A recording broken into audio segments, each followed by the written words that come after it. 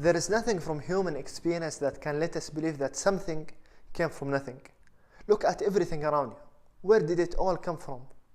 Imagine if we're traveling through the natural surroundings of the beautiful desert and we stumble across this mobile phone just lying there on the sand, and you ask yourself where it came from. Someone tells you, take a look at the basic components of this mobile phone. You've got the outer plastic and you've got the silicon chips inside. Someone tells you plastic is produced from oil and the silicon is produced from sand.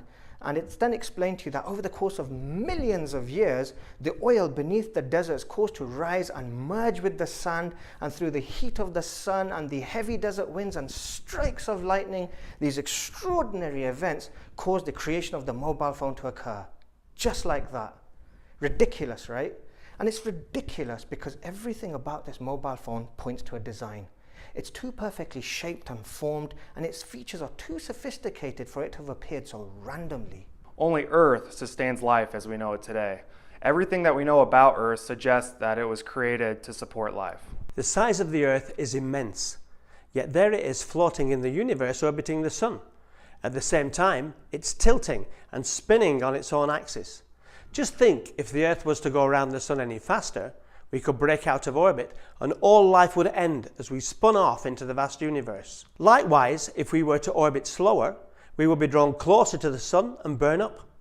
If the angle at which the Earth is tilted was a few degrees off, then we would not have our seasons and we would suffer all sorts of disasters affecting the weather, crops, animals, and the food we rely on for survival. And what about the Moon?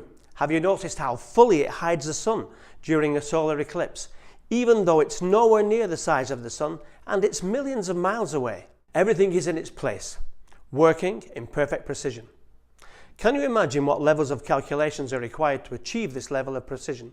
Just like we're not prepared to accept a mobile phone appearing in the desert through random events, there's no way the whole universe, the galaxies, the stars, its complex systems ordered with such precision occurred through events of randomness or from nothing. And the same can be said about the existence of human beings. And this brings me to something that God says in his final revelation, where he says, "Were they created by nothing? Or were they themselves the creators? Or were they the creators of the heavens and the earth? Nay, but they are sure of nothing." The existence of God is the most plausible explanation and a very rational conclusion from all other ideas. If you force yourself to sit back and think about how we got here and all the things that fit together just perfectly on our planet, it's just very incredible. Just our atmosphere alone, the reason we can breathe is because the nitrogen and the carbon dioxide and the oxygen just fit together perfectly.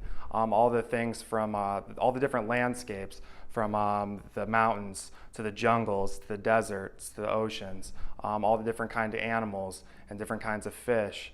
You just have to come to one conclusion, and the conclusion for me and obviously many other people is that there's one supreme being or supreme intelligence that created everything. And once you come to this conclusion, you have to believe that he controls everything. And for me, it's just very, very soothing and comforting knowing this. It's perfectly rational and reasonable to link what we see in the design and the reality of order with intelligence, power, and will. It proves the existence of an intelligent and creative being, and that can only be what we understand to be God. And who is God? Well, we know about God through what God himself has revealed in his final revelation, the Quran. In it, God states, "Say, he is Allah, the One.